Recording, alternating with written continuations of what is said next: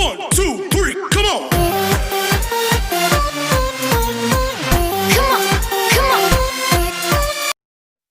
Hello प्रिय विद्यार्थियों, आज हम अध्याय 8 कोशिका के बारे में जानकारी प्राप्त करेंगे कि कोशिका की संरचना कैसी होती है और कोशिका क्या कार्य करती हैं।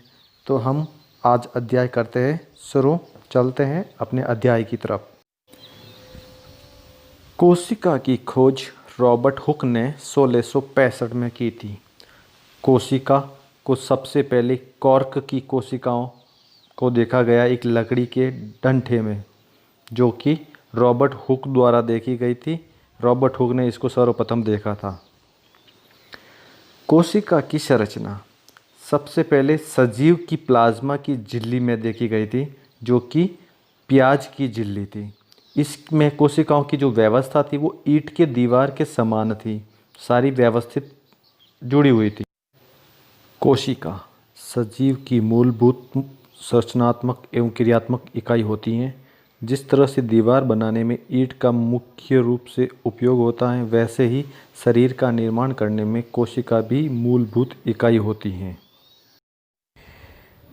सजीवों में कोशिका की संख्या यानी सजीवों के निर्माण में कोशिकाओं की संख्या के आधार पर कोशिकाएं दो प्रकार की होती हैं। एक कोशिकीय जीव जिसमें एक कोशिका होती है और बहुकोशिकीय जीव जिसमें बहुत सारी कोशिकाएं होती हैं। तो आइए जानते हैं एक कोशिकीय जीव के बारे में। एक कोशिकीय जीव अमीबा और पैरामीशियम। अमीबा एक कोशिका का बना होता है और एक ही कोशिका में सारी प्रक्रियाएं करता है। पैरामीशियम भी एक कोशिका का होता है और एक ही कोशिका में वो सारी अपनी शारीरिक क्रियाएं करता है। अमीबा की बदलती हुई आकृति पादप के बदलने के कारण उसमें गति प्रदान करता है और भोजन ग्रहण में भी उनके पादप सहायता करते हैं। इस तरह से ये अमीबा अपना भोजन और पाचन, श्वसन, उत्सर्जन पूरी प्रक्रिया एक ही कोशिका द्वारा संपन्न करता है और उनके जो चारों तरफ आवरण होता है, झिल्ली होती, उसी के द्वारा वो विसरण की प्रक्रिया से अपने शरीर में पोषण लेता है और उधर से वापस उत्सर्जन द्वारा वापस अपशिष्ट पदार्थों को बाहर निकालता है। इस तरह से अमीबा एक कोशिकीय जीव है। पैरामीशियम भी एक कोशिकीय जीव है, जो कि एक कोशिका के अंदर सारी संपूर्ण प्रक्रियाएं पूरी करता है। कोशिका की आकृति अमीबा एक कोशिकीय जीव है, वह अपनी आकृति बदलता रहता है और भोजन के लिए पादप का निर्माण करता है। कोशिकाओं की आकृति गोलाकार होती है, तर्करूपी होती है, छड़ के समान होती है, चौकोर भी होती है, चपटी भी होती है, लंबी होती है और शाखित होती है। कोशिकाओं की विभिन्न संरचनाएं। गोलीय संरचना रक्त कोशिका की होती है। चपटी और लंबी संरचना पेशी कोशिकाओं की होती है। लंबी शाखित संरचना तंत्रिका कोशिकाओं की होती है। चित्र में आप देख सकते हैं, लाल रक्त कणिकाएं गोल होती है, पेशीय कोशिकाएं तर्करूपी और चपटी लंबी होती है और तंत्रिका कोशिकाएं शाखित और लंबी होती हैं। इस प्रकार संरचना होती है इसकी। कोशिका का साइज। सबसे छोटी कोशिका की साइज 0.1 से 0.5 माइक्रोमीटर होती है और सबसे बड़ी कोशिका की साइज 170 मिलीमीटर से 130 मिलीमीटर के बीच होती है। सजीवों में सबसे छोटी कोशिका जीवाणु कोशिका की होती है और सबसे बड़ी कोशिका शुतुरमुर्ग का अंडा होता है, जो सबसे बड़ी कोशिका होता है साइज के हिसाब से। आइए अब हम जानते हैं कोशिका की संरचना के बारे में। सजीवों की संरचनात्मक इकाई कोशिका होती हैं और कोशिकाएं मिलकर के उत्तक का निर्माण करती हैं। उत्तक मिलकर के अंग का निर्माण करते हैं और अंग मिलकर के अंग तंत्र बनाते हैं और सभी अंग तंत्र मिलकर के एक शरीर का निर्माण करते हैं, जो कि सजीव का शरीर होता है। कोशिका के मूल भाग कोशिका झिल्ली, कोशिका द्रव्य और केंद्रक 3 भागों में बांटा गया है कोशिका को। कोशिका के पहला भाग है कोशिका झिल्ली। कोशिका झिल्ली को प्लाज्मा झिल्ली भी कहते हैं। यह सरंध्र होती है। प्याज की कोशिका झिल्ली जो सीमा होती है उसे हम प्लाज्मा झिल्ली द्वारा घिरी रहती है।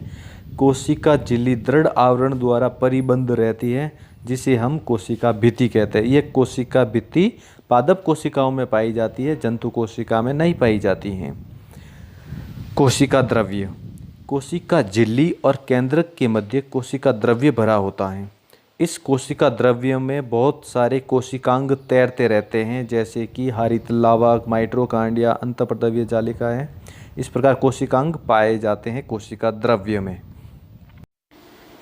कोशिका की संरचना का तीसरा भाग आता है केंद्रक। कोशिका द्रव्य में एक कठोर संरचना होती है जिसे हम केंद्रक कहते हैं। केंद्रक झिल्ली से घिरा रहता है और केंद्रक में गुणसूत्र और जीन पाए जाते हैं। कोशिका के ये समग्र घटकों को हम जीव द्रव्य भी कहते हैं। आइए जानते हैं जीन के बारे में। जीन सजीव में आनुवंशिक इकाई है। यह जनक से संतति को आनुवंशिक लक्षणों के स्थानांतरण का नियंत्रण करती है। इसका अर्थ है कि आपके माता पिता के कुछ लक्षण जीन द्वारा आपको प्राप्त होते हैं।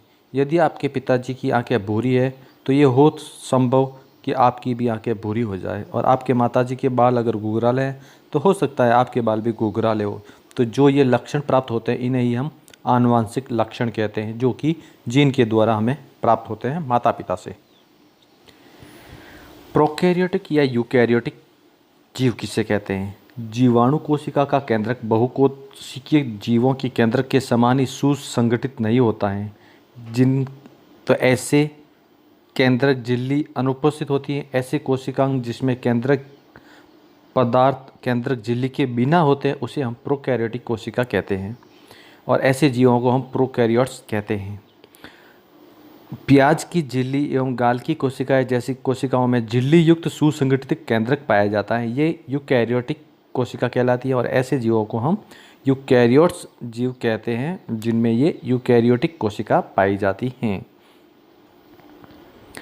अब है पादप कोशिका और जंतु कोशिका में क्या अंतर है। आप देख सकते हैं पादप कोशिकाएं चौकोर होती है, जंतु कोशिकाएं गोल होती है। पादप कोशिका में रिक्तिका बड़ी होती है, जंतु कोशिका में रिक्तिकाएं छोटी होती हैं। पादप कोशिका में केंद्रक जो होता है एक तरफ होता है, दीवार की तरफ होता है, और जबकि जंतु कोशिका में केंद्रक मध्य में होता है। पादप कोशिका में कोशिका भित्ति पाई जाती है, जबकि जंतु कोशिका में कोशिका भित्ति नहीं होती है। तो आइए जानते हैं अंतर। और कोशिका झिल्ली पादप कोशिका में भी उपस्थित होती हैं, जंतु कोशिका में भी उपस्थित होती हैं। कोशिका भित्ति के बारे में, पादप कोशिका में उपस्थित होती है कोशिका भित्ति, लेकिन जंतु कोशिका में ये उपस्थित नहीं होती है। केंद्रक पादप कोशिका में उपस्थित होता है, जंतु कोशिका में भी उपस्थित होता है। केंद्रक झिल्ली भी होती है दोनों में, कोशिका द्रव्य दोनों में पाया जाता है। प्लेस्टिड दोनों में उपस्थित होता है, और रिक्तिकाएँ भी दोनों में होती है, लेकिन पादप कोशिका में बड़ी रिक्तिका होती है, जंतु कोशिका में छोटी होती है रिक्तिकाएँ। अध्याय के अंत में जानते हैं अध्याय का सारांश। आपने क्या सीखा? अधिकतर जीवों में छोटी संरचनाएं दिखाई देती हैं जिन्हें हम अंग कहते हैं। सभी अंग और भी छोटे भागों से बने होते हैं। जीव की सूक्ष्मतम जीवित रचना को कोशिका कहते हैं। सर्वप्रथम क्रॉक की कोशिकाओं की खोज रॉबर्ट हुक ने 1665 में की थी। कोशिकाओं की विविध आकृतियाँ और साइज परिलक्षित होते हैं। विभिन्न जीवों में कोशिकाओं की संख्या भी विविध होती हैं। कुछ कोशिकाएं बड़ी होती हैं जिन्हें हम नग्न आंखों से देख सकते हैं। कुछ जीव मात्र एक कोशिका के एवं अन्य जीव अनेक कोशिकाओं के बने होते हैं। एक कोशिकीय जीव और बहुकोशिकीय जीव। एक कोशिकीय जीव में एकल कोशिका होती है जो मूलभूत सभी कार्य करती हैं। बहुकोशिकीय जीवों में कोशिकाएं समूह में मिलकर के कार्य करती हैं। कोशिकाओं को 3 मुख्य भागों में बांटा गया है: कोशिका झिल्ली, कोशिका द्रव्य, और होता है केंद्रक, जिसमें गुणसूत्र पाए जाते हैं, आनुवंशिक लक्षणों को ले जाते हैं। कोशिका जिसके सुसंगठित केंद्रक नहीं होता है, अर्थात केंद्रक झिल्ली अनुपस्थित होती है, उसे हम प्रोकैरियोटिक कोशिका कहते हैं। पादप कोशिका जंतु कोशिका से भिन्न होती हैं क्योंकि इसमें कोशिका झिल्ली के बाहर कोशिका भित्ति होती है। पादप कोशिका में रंगीन संरचनाएं जिन्हें हम प्लास्टिड कहते हैं यानी लवक कहते हैं, केवल पादप कोशिका में ही पाए जाते हैं। हरे प्लास्टिड जिन्हें क्लोरोफिल पाया जाता है वो क्लोरोप्लास्ट कहलाते हैं। पादप कोशिका में एक बड़ी केंद्रक रिक्तिका होती है, जबकि जंतु कोशिका में अनेक छोटी छोटी रिक्तिकाएँ होती हैं। आज का हमारा अध्याय यही समाप्त होता है। फिर मिलते हैं अगले अध्याय में। तब तक के लिए जय हिंद, जय भारत।